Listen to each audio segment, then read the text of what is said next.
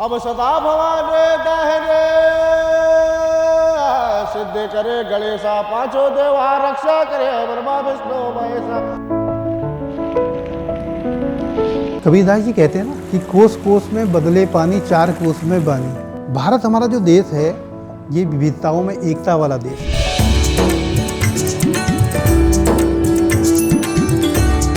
Kumaoni culture तो जो है ये देखो बहुत अच्छा है।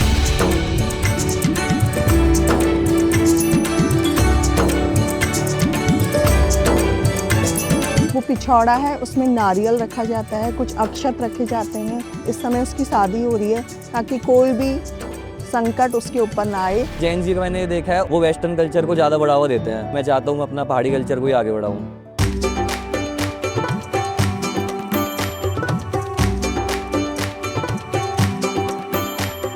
कोई वर जी अपने विवाह करने के लिए जाते तो उनको नारायण का स्वरूप माना जाता है, श्रृंगार किया जाता है और उसको हमारे यहाँ कुरमू कहते हैं।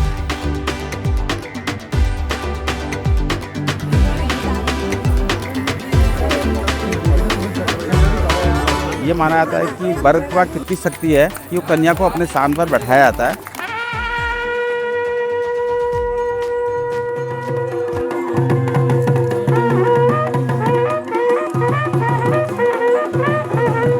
कुमाऊं का जो हमारा छोलिया डांस है, हमारे यहाँ जो खेलते हैं श्रृंगार कहते हैं। ओ माता ओ दरोगा माता भगवते माता दार दिए लाजा। हाय ऑल, मैं हूं कृतांजलि और आप देख रहे हैं बेगानी शादी में।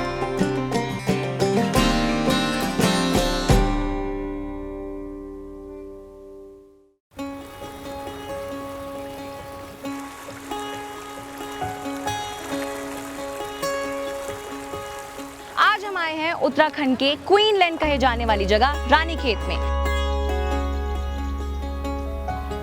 जहां कुमाऊनी शादी में हम बेगाने बनकर आपको दिखाएंगे वहां का फूड, कल्चर, फन और ढेर सारे रिचुअल्स एंड यस, रानीखेत के हिस्ट्री के बारे में भी बताएंगे। So the invitation is from लड़के वाले and I am super excited. So let's go.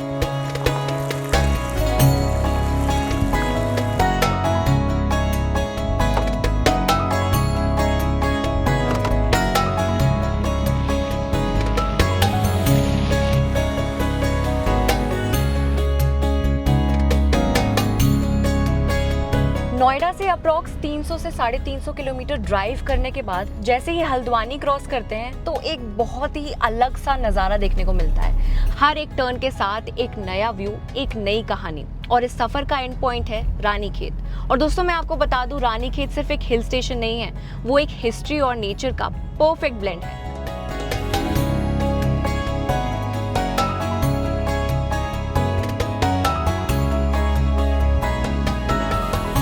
अब यहाँ की थोड़ी सी हिस्ट्री भी समझ लेते हैं। कुमाऊं डिवीजन के मुताबिक रानीखेत किंवदंतियों का स्थान है। एक समय की बात है जब कुमाऊं की रानी पद्मिनी को इस छोटे से पहाड़ी स्वर्ग से प्यार हो गया था। फिर राजा सुधारदेव को यहाँ पर एक महल बनवाकर और रानी के क्षेत्र रानीखेत के नाम से उनको उपकृत करना पड़ा। तब से लेकर आज तक ये जगह अपनी शांत वाइब्स और हिमालयन ब्यूटी रेंजेस के लिए जानी जाती है। It is also an army cantonment area and a home to Kumaon regiment centre.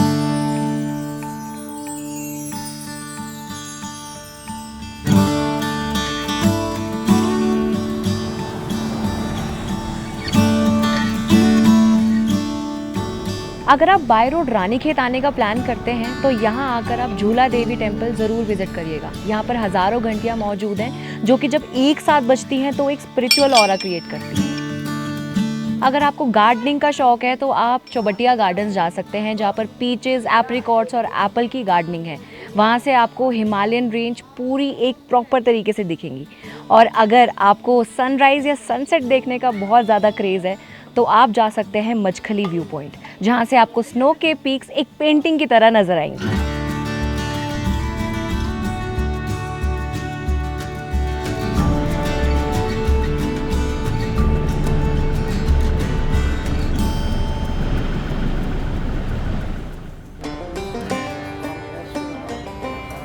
यहाँ के कुछ लोकल्स ने हमें बताया यहाँ पर मिलता है ऑथेंटिक पहाड़ी फूड।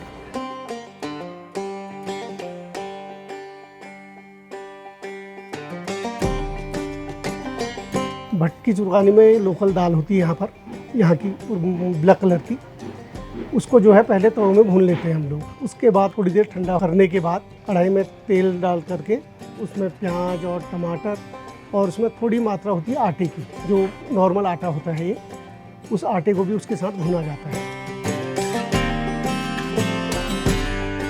उसके बाद जो है उसमें जो है जो भुने हुए भट्ट होते हैं हमारे, वो डाल देते हैं उसमें। ये मडुए का आटा ये है, रागी भी बोला जाता है इसको। वैसे मडुआ जो होता है हमारे ये पहाड़ी क्षेत्र में ही होता है, ये काले रंग का बारीक दाना होता है। उसके बाद आए हम आलू के गुटके, हमारे लोकल जो आलू के गुटके बनते हैं यहाँ की, उसके लिए आलू बॉइल्ड होता है पहले, लेकिन उसकी कटिंग जो है हम लंबे में कटिंग आती है उसकी। अब आए हम रायते में, रायता बनता है खीरे का, पहाड़ में जो बनता है, हम आजकल उसी का बना रहे हैं। अब आया एक बनाते हैं हम कापा, ये बनता है यहाँ पर पहाड़ों में हरी सब्जियों का। सब्जियाँ पहले बॉइल कर ली, धो धा करके पहले बॉइल कर दी जाती है, उसके बाद उसको मिक्सी में वो कर लिया जाता है, पीस लिया जाता है।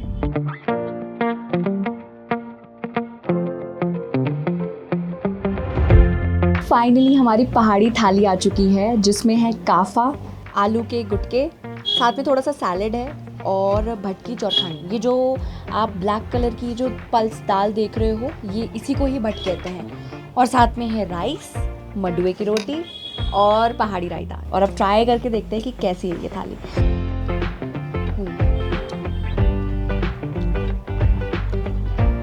मज़ा ही आ गया।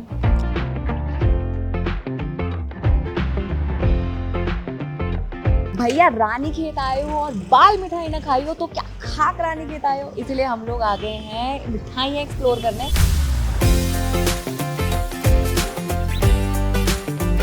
यहाँ के लोकल के खोए की जब बाल मिठाई बनती है तो उसमें खिंचाव होता है ये ठीक है ना। अगर प्लेन से के खोए की बनाओगे तो उसमें खिंचाव नहीं आ पाएगा। दूसरी बर्फी है, पहाड़ी बर्फी है, ये भी इसी का वो है। खोया एक ही है, परंतु ये वाइट में आता है, ये ब्राउन बना जाता है। इसमें भी चीनी डाली जाती है। सिंगौड़ी भी वही लोकल खोए की बनती है यहाँ पर। तो आजकल तो पत्ते है नहीं, माँ के पत्ते होते हैं, उनको काट के फिर उनके खुप्पी जैसी बनाई जाती है, यही खोया डाला जाता है। आप इसको टेस्ट कीजिए, इसमें भी वही आएगा, इसमें कम आएगा। तो ये जो है खोए की पहाड़ी मिठाई, साथ ही साथ ये जो उन्होंने बताया लचीला रहता है, जैसे जैसे आप गर्मी के मौसम में जाएंगे तो ये ढीला पड़ जाएगा, इसी की ही बाल मिठाई बनती है। ये चीज़ आपको रानी खेत में मिल सकती है, आप कहीं भी चल जाओ। क्योंकि मैं नीचे से ट्रैवल करती हुई आ रही हूँ, लेकिन जो टेस्ट ये वाला मैंने अभी ट्राई किया, बहुत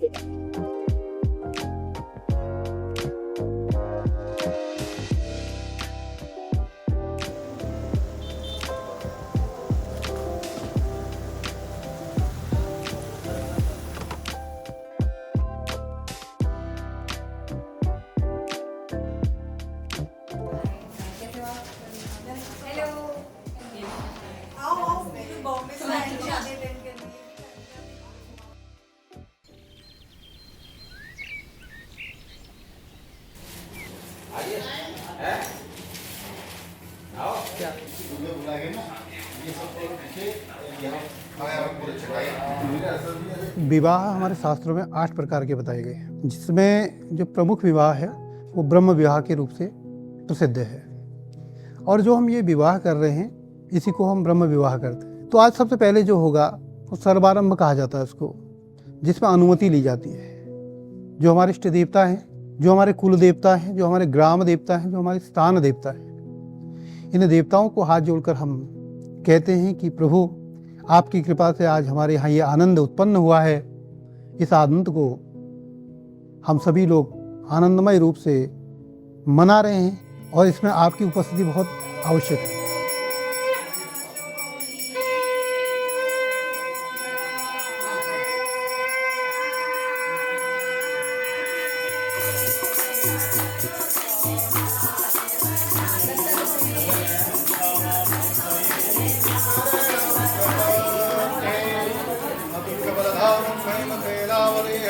हमारे वहाँ सबसे पहले गणेश में दूबा रखा जाता है। दूबा एक घास होती है, उसको रखा जाता है। उसके बाद फिर गणेश जी की पूजा होती है।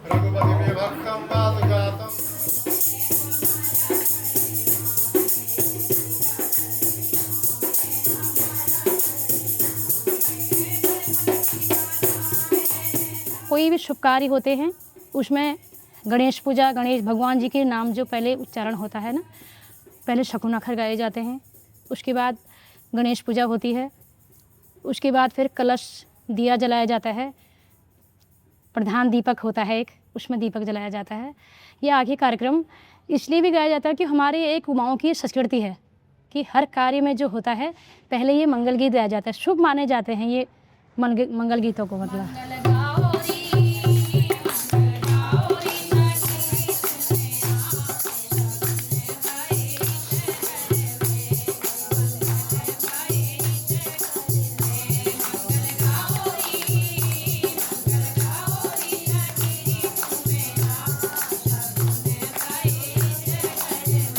सबसे पहले मेरे नानी ने गाया था, नानी से मम्मी ने सीखे थे, मम्मी से फिर हमने सीखे।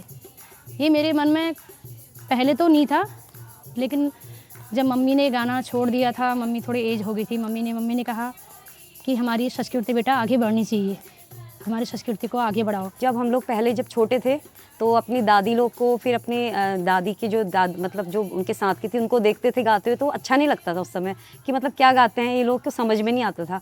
लेकिन बाद में जब अब हम लोग बड़े हुए, अभी हमें समझ में आने लगा कि क्या गाते हैं ये लोग, तो धीरे धीरे अच्छा लगने लगा। शुवा रे शुवा बड़ा खंडी शुवा, तू जा शुवा नगरी में न्यू ते दिया।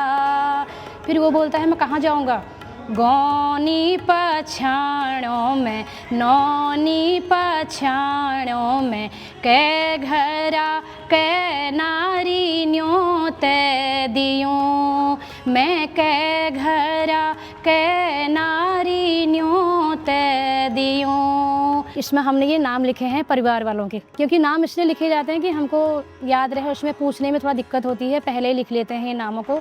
जैसे परिवार वालों के नाम हैं लता देवी नो छो, रुद्रपुरा गो छो, उनरा पुरुष गणी, क्योंकि उनके पति नहीं है ना, पति नहीं होता तो विष्णु भगवान के नाम आता। विष्णु देवा नो छो, तू वी घरा वी नारी न्योते दिया। तो ऐसे ही आगे को सारे देवताओं के नाम आते हैं और निमंत्रण दिया जाता है। मतलब 5 भगवानों को हम विशेष मान्यता देते हैं, जैसे कि ब्रह्मा, विष्णु, महेश और हमारी देवी जी हैं, गणेश जी हैं। तो हम इन 5 भगवानों को आमंत्रित करते हैं अपने शुभ काम के लिए, अपने पितरों को आमंत्रित करते हैं। तत्पश्चात हल्दी का कार्यक्रम होता है। देखिए हल्दी हमारे यहाँ बहुत ही शुभ मानी जाती है। जो हम लोग रोली लगाते हैं ना, रोली, ये भी हल्दी से ही बनाया जाता है। अब तो परंपराएं नहीं हैं। पहले से क्या होता था कि हमारे गांव में स्वयं घर में पिठिया, जिसको रोली कहते हैं, वो बनाई जाती थी। हमारी माता जी, हमारी दादी जी, हमने तो रोज़ देखा कि घर में ही बनाते हो। घर की रोली का ही जो है हम भगवान को भी टीका लगाते थे और स्वयं भी उसी का टीका लगाया करते थे। लेकिन आज भौतिकवादी में हम ऐसे बह गए हैं कि किसी को समझ नहीं है। अभी जिनके पास बहुत पैसा है चलो उनका तो ठीक है, लेकिन आज ना गाँव में भी ये प्रचलन हो गया कि हल्दी मेहंदी का जो फंक्शन है ये बहुत बड़ा होता है और काफ़ी अच्छा होता है। वैसे एक तरह से अच्छा भी लोग एंजॉय कर लेते हैं।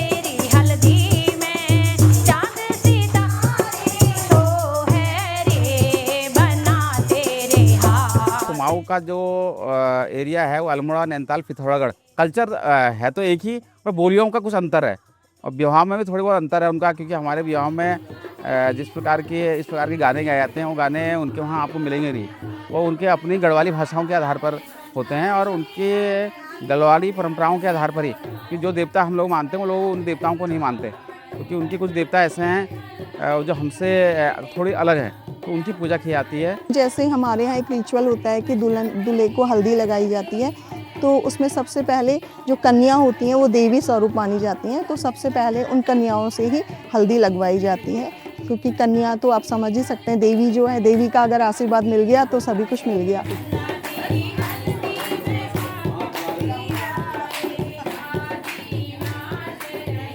वो पिछौड़ा है, उसमें नारियल रखा जाता है, कुछ अक्षत रखे जाते हैं, कुछ पैसे रखे जाते हैं और वो एक छाया करता है, मतलब बच्चे के लिए इस समय उसकी शादी हो रही है ताकि कोई भी संकट उसके ऊपर ना आए, तो माँ, बहनें, ताई सब लोग उस पर अपनी छाया रखते हैं, जिससे कि उसके कोई भी मतलब गलत ना हो उसके संग। उसके बाद पुण्यावाचन के बाद कलश स्थापन किया जाता है। कलश में नवग्रह आते हैं, ब्रह्म वरुण इत्यादि देवता आते हैं और आदि देवता, प्रत्यधि देवता, विनायकादि, पंचलोकपाल, इंद्रादि, दस दिक्पाल, क्षेत्राधिपति, वासुपति, इष्ट देवता, कुल देवता, ग्राम देवता, सारे जितने देवता हैं, जितने पवित्र नदियां हैं और जितने हमारे ग्रंथ हैं, उन सबको से प्रार्थना की जाती है कि आप आइए और यहाँ विराजमान। फिर सुवाले बनते हैं, रोटी टाइप में बनता है। सुवाल पता ही हमारे यहाँ का प्राचीनतम एक कार्यक्रम है जो कि गेहूं को साफ किया जाता सबसे पहले, साफ करके उसको उसका आटा बना के पीसा जाता है। पर उसको जो है ना एक ही हिस्से में नहीं गूंथते, 2 हिस्से बनाते हैं इसके, और उसको गाते समय शकुन आखर देते हैं, शुभ मानते हैं, लड़कियों को निमंत्रण देते हैं।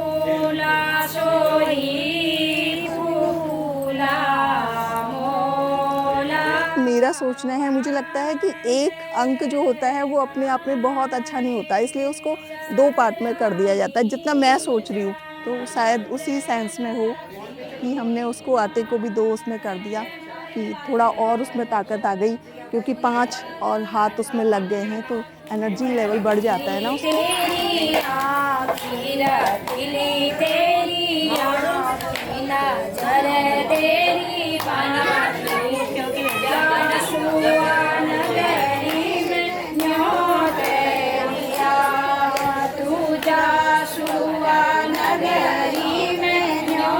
सोने बना दिए भगवान के नाम से।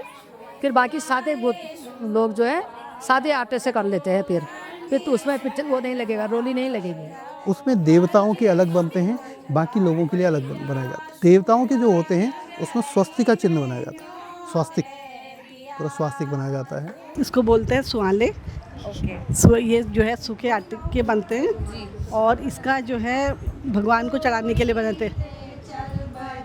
और ये जो स्वास्तिक बनाए तो ये जो 5 बनाएंगे भगवानों के लिए हैं ये सिर्फ, अभी और भी बनेंगे पर वो तो सबको बटेंगे, पर ये भगवान के लिए होते हैं। ये भगवान मतलब हो जाती है। हाँ, ये जो भी हमें सबसे पहले हम अपने इष्ट देवता को करते हैं ना, आमंत्रित करते हैं, तो उनके लिए भोग है।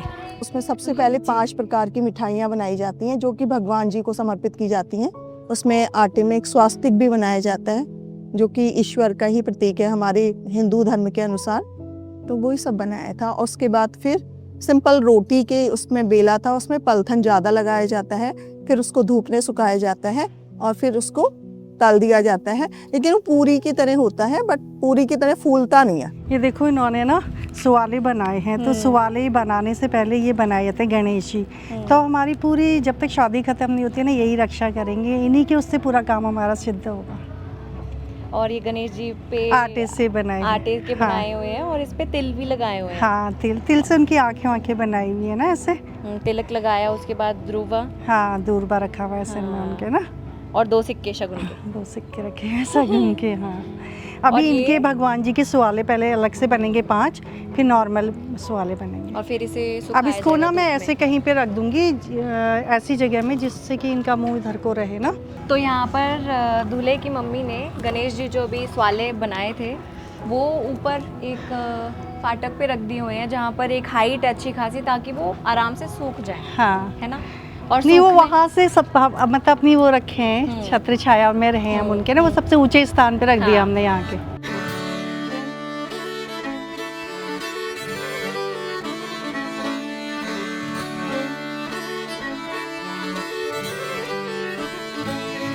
जो लाडू है वो चावल के आटे को मतलब थोड़ा सा भून करके फिर उसमें काले तिल मिला के गुड़ मिला के बनाया जाता है। तो फिर उसको सुवाले को और लाडू को पूरे मतलब जो हमारे रिलेटिव्स हैं उनमें बांटा जाता है, वो बहुत सगुन माना जाता है। लाडू में यह होता है कि चावल के आटे को भूनते हैं, भूनने के बाद जो है उसमें गुड़ का पाक बनाते हैं, गुड़ का पाक डालते हैं, फिर उनके लड्डू बनाते हैं और फिर जो बच जाता है उसको जो है सब्जी समझौड़ बनाते हैं, क्योंकि वो हमारी परंपरा है कि सब्जी समझौड़ बनाते हैं। एक पीले कपड़े में उसको जितना भी बचा वो 2 हिस्से करके दोनों समझन बनाते हैं। फिर वो दुल्हन के घर में जाते हैं, फिर थोड़ी हंसी टिटोली होती कि अरे ये समधी है, ये समधन है, करे थोड़ी मजाक, क्योंकि समधी के मुंह में कोई बीड़ी सिगरेट लगा देता है। समधिन को बिल्कुल महिलाओं का पोशाक बनाई जाती है और उनके घर में जब बारात जाएगी तो इसको भेंट किया जाता है कि ये हमारा कल्चर है और इस रूप से ये परंपराएं हमारी कुमाऊं ने की हैं। और जब ये बनाए जाते हैं ना तो मंगल गान भी किया जाता है। जो हमारी माताएं होती हैं मंगल गान करने वाली, वो मंगल गान करती हैं। हमारे यहाँ गीत और मंत्र साथ साथ चलते हैं। हमारे द्विज लोग, हमारे पंडित लोग, हमारे ब्राह्मण लोग मंत्र बोलते हैं और साथ में जो माताएं होती हैं मांगलिक गीत वाली, वो गीतों के द्वारा भगवान का आवाहन करती हैं।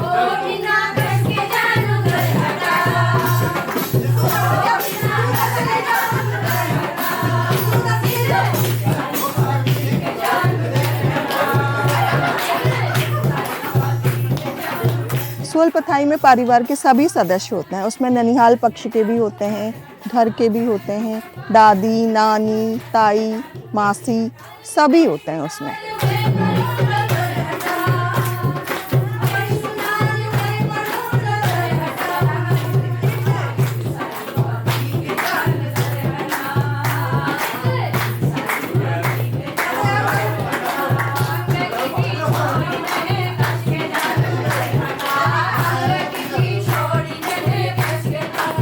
जो नथ पहनते हैं वो अपनी पहचान होती है कि इतने ये सगे हैं। नथ भी इतनी फैंसी नहीं होती थी, केवल एक तार होता था और उसमें कुछ मोती होते थे और वो उसकी इकोनॉमिक कंडीशन भी बताती है फैमिली की, कि जिसकी फैमिली जैसा बिलोंग करती है उसकी नथ उतनी हैवी होती है। और क्योंकि अब एक तो इतना सोना की जो कॉस्ट है बहुत महंगी हो चुकी है, तो लोग इतना करते भी नहीं हैं और दूसरे लोग डरे भी हैं। अधिकतर आप लोगों ने देखा होगा कि यहाँ पर जो जितने भी गहने आए होंगे वो परंपराओं के आधार पर नहीं होंगे, वो एक आर्टिफिशियल कहते हैं इसको, आर्टिफिशियल गहने पहन के आए होंगे। जो गले में पहन रखा है इसको ग्लोबंद बंद बोलते हैं। पहले से ये सोने का बनता था, आजकल ये असली सोने का बनने लग गया, आर्टिफिशियल। और जो है ये पहुँची कहते हैं इनको। इनके दाने बनाए जाते हैं, इनमें लाख भरा जाता है, फिर इसको जो है बनाया जाता है। तो ये लोग इसको जो है शुभ दिनों में पहनते हैं, आगे पीछे नहीं पहनते। जब शादी ब्याह होते हैं, कोई शुभ काम होता है तब पहनते हैं। पहले तो हमने तो चांदी के पहने हैं, हम तो हमारी शादी को तो बहुत साल हो गए, तब सोने का था नहीं। आजकल तो सोने का ज़्यादा वो हो गया है, रिवाज हो गया है, पहले उतना था नहीं, तो हमने चांदी की पहन रखे हैं। तो ये वो स्वर्णकार बनाता था, सोनार होता है जो, वो बनाते हैं इसको, चांदी के भी सोने के भी। अब अभी तो सोने के अब सब टोटल सोने के ही चल गए, अब चांदी का तो है नहीं। जो भी कुछ पहना है पूरा 24 कैरेट गोल्ड है, बस ये छोड़ के ये वाला ये तनिष्क है, बाकी ये देखो हैंडमेड है, ये सब हाथ से बनाया जाता है। और ये पहुंची भी कहते हैं ना, जितने दाने की हो उतनी ज़्यादा अच्छी लगती है। मतलब इसका भी एक कहते हैं कि मतलब जैसे मेरी 30 दाने की है, अच्छी मानी जाती है, सबसे हाई वाली। हाँ, हाई वाली। इसको हमारे वहाँ शीशफूल कहते हैं और आजकल मांग टीका भी कहते हैं। मतलब मांग टीका तो सभी हो गया, नहीं तो पहले से ही हम शीशफूल के उससे ही जानते थे। शीश मतलब सर में फूल है, ऐसे शीश में उसमें लगा दिया तो ये शेर का फूल हो गया शीश में। पहले तो पहनावा धोती कुर्ता वगैरह, अब तो लोग बाग जैसे जो है कुर्ते पजामे में आ गए। नहीं तो पहले जो गणेश पूजा वगैरह में अगर बैठता था दूल्हा भी और उसके पापा भी वगैरह बैठते थे, तो वो कुर्ते में और धोती में इनमें बैठते थे। अब तो काफ़ी चेंजेस आ गए हैं। ये टोपी हमारा जब उत्तराखंड 9 नवंबर 2000 को स्थापित हुआ तो उसमें कुछ परंपराएं रखी गई थी कि हमारी टोपी भी यहाँ पर परंपरा के आधार पर रखी, क्योंकि जो हमारा संविधान बुना गया तो उसमें इसी टोपी का एक बहुत बड़ा महत्व रखा गया। टोपी के बीच में आपने एक फूल देखा होगा, तो वो फूल हमारा यहाँ की जिस प्रकार से कॉन्स्टिट्यूशन में भारत की लाट है, तो इसी प्रकार के संविधान में भी जो हमारे उत्तराखंड के संविधान में एक अष्टकमल है, तो वो बनाया गया है इसमें और उस टोपी का बहुत बड़ा महत्व रखा गया है। पहले से शादी जो होती थी, एक धोती होती थी नीचे बांधते थे लांग वाली, ऊपर से कुर्ता, नीचे लेदर शू होता था और हाथ में शीशा होता था, तो वो चलते रहता था और बालों को मतलब संवारते, ऐसे ही वो दिखाने के लिए संवारते रहता था।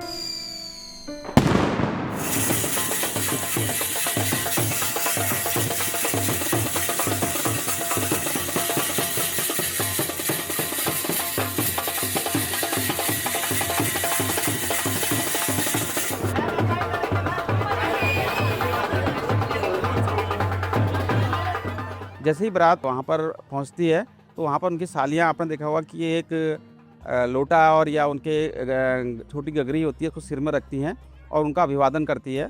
अभिवादन का मतलब लक्ष्य है कि ये विष्णु हमारे वहाँ आए हैं और हम उनका जल से, पुष्प से और मिठाइयों से स्वागत करते हैं।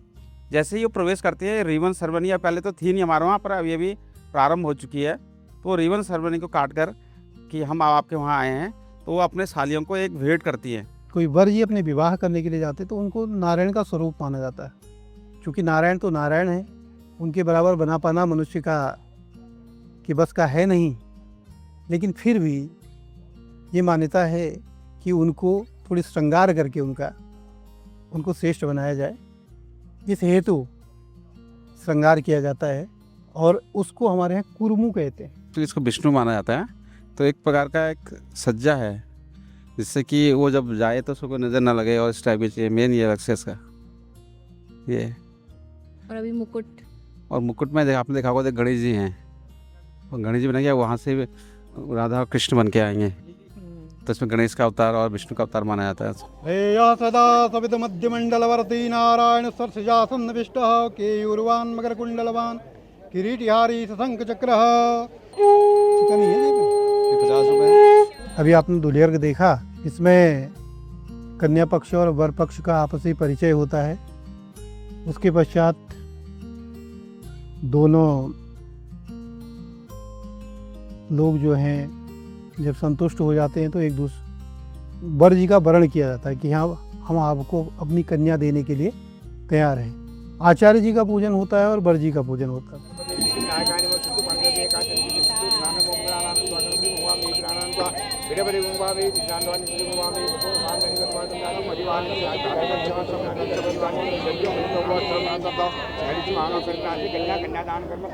ये तो कला मतलब मुझे लगता है इंडिया के अलग अलग स्टेट्स में अलग अलग नामों से पुकारी जाती है। जैसे कि आपने देखा होगा महाराष्ट्र में रंगोली वगैरह होती है। बेसिकली जो ऐपण है हमारे धर्मशास्त्रों से आया हुआ है, ये अभी वैसे नहीं आया है, धर्मशास्त्रों से इसका प्रचलन है।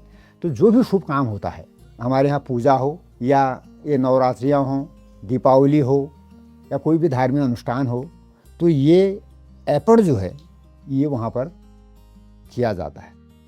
ये जो है ये शुभ माना जाता है। और ये ऐपण जो है हर टाइप के हैं। जैसे शादियाँ होंगी तो वहाँ पर जो है वो जो मंडप बनता है वो ऐपण जो है उसी हिसाब से बनेगा।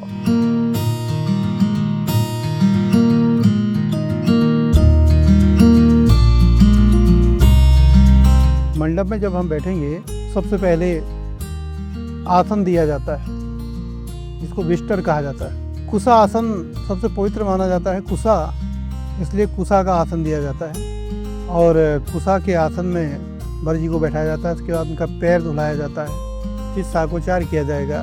दोनों पक्ष के जो पंडित जी लोग हैं वो अपनी अपनी कन्या पक्ष वाला कन्या पक्ष का और वर पक्ष वाले वर पक्ष का साकोचार कहते हैं, जिसको गोत्राचार भी हम कह सकते हैं। और गोत्राचार के पश्चात फिर छोलिका भरण होता है। जो कुछ भी वर पक्ष वाले कन्या पक्ष के लिए लाए हैं, कन्या की वस्त्र और आभूषण है वो हैं, और साथ में मुकुट है।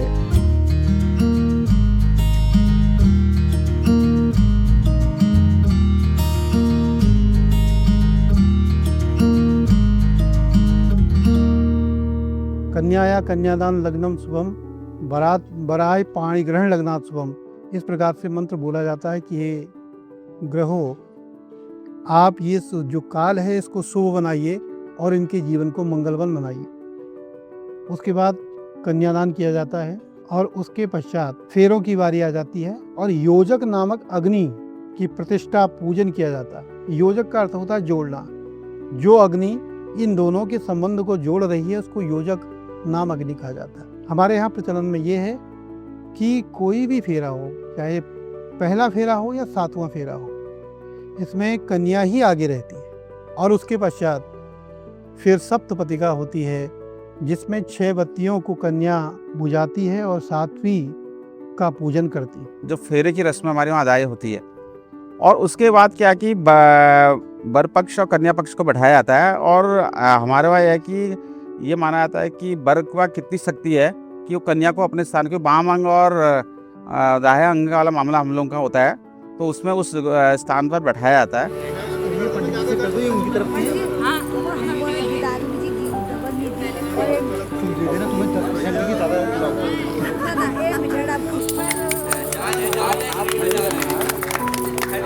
विष्णु जी के बगल बाएं साइड में माँ लक्ष्मी विराजमान होती है, तो उसे वहीं पति के घर में माँ लक्ष्मी का या लक्ष्मी स्वरूप स्थान प्राप्त होता है अपने घर में जाकर। यावत कन्या न वामांगे तावत कन्या कुमारिका, ये कहा गया है। और तब सिंदूर दान होता है।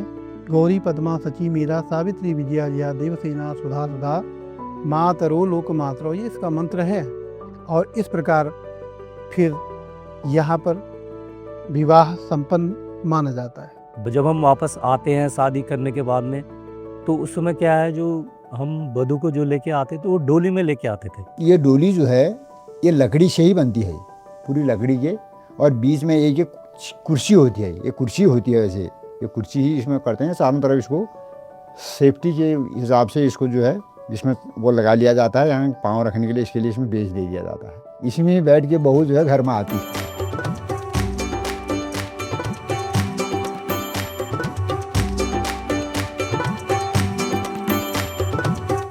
अब सदा भवाने दाहने सिद्धि करे गणेशा, पांचों देवा रक्षा करे ब्रह्मा विष्णु महेशा। ओ माता ओ दुर्गा माता भगवते माता दार अब छोलिया आपने देखा होगा, कहीं छोलिया नृत्य भी हुआ करता था कि ये तलवार और ढोल लेके, यदि आपने कहीं देखे होंगे। कुमाऊं का जो हमारा छोलिया डांस है, ये जो है वैसे तो जो हमारे यहाँ जो खेलते हैं सरंगार कहते हैं उसको, सरंगार मीन्स वो युद्ध का प्रतीक है।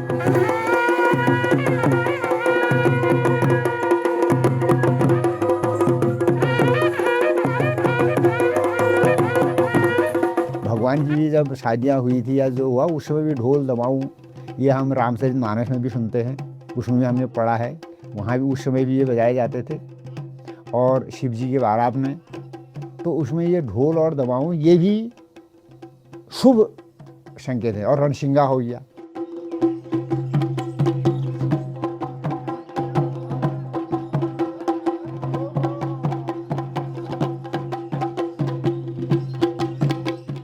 कुमाऊनी कल्चर तो जो है ये देखो बहुत अच्छा है। ये चंद्रवंशी जो राजा लोग थे ना, उस टाइम से चला रहा। इन्होंने तो ऐसा भी कहा में से कि जो चीज़ संसार में नहीं थी हम उसको मान रहे, जो है उसको हम नहीं मान रहे, पर ये भी वास्तविकता थी। पर जो भी है, परंतु ये सब परंपराएं विलुप्त होने के कारण, लोग नहीं मानने के कारण अभी चीज़ें सब कहीं दिखने को नहीं मिलती, और जो होना नहीं चाहिए था। क्योंकि देखिए हमारी हर परंपराएं, लोग परंपराओं के आधार पर ही अपना जीवन निर्वाह कर रहे हैं। फास्ट मूविंग लाइफ है सिटीज़ की, तो उसके कंपैरेटिवली अगर हम देखें अपना कुमाऊनी कल्चर में, तो शादी मतलब काफ़ी सारी ऐसे रिचुअल्स होते हैं जो शायद मुझे पूरे नहीं पता, फैमिली में सबको पता है, लेकिन बहुत सारी चीज़ें हैं डिफरेंस, मतलब बहुत कामली सारी चीज़ें होती हैं, अच्छा है सब कुछ। लेकिन जैसे अगर हम सिटी लाइफ से कंपेयर करें तो वो तो बहुत बड़ा डिफरेंस है दोनों चीज़ों में। मतलब जैन जी का मैंने देखा है, उन्हें दूसरा कल्चर वो करना ज़्यादा अच्छा लगता है, जैसे वो वेस्टर्न कल्चर को ज़्यादा बढ़ावा देते हैं, जो मुझे सही नहीं लगता। मैं चाहता हूँ मैं अपना पहाड़ी कल्चर को ही आगे बढ़ाऊँ। परिवर्तन तो प्रकृति का नियम है ही ना, तो अगर कुछ चीज़ें अच्छी हो रही हैं तो अच्छी बात है, उन्हें हमें फॉलो करना चाहिए। जो हमारे अपने कुमाऊं का पुराना कल्चर है उसको जिंदा रखें ना। मैं चाहूँ मेरे नानतीन ब्योल ब्योली जो बन रही राक्षित और हेमा, वो हमेशा खुश रहें और मेरी उम्र उनके लग जाए और वो बहुत खुश रहें हमेशा दोनों।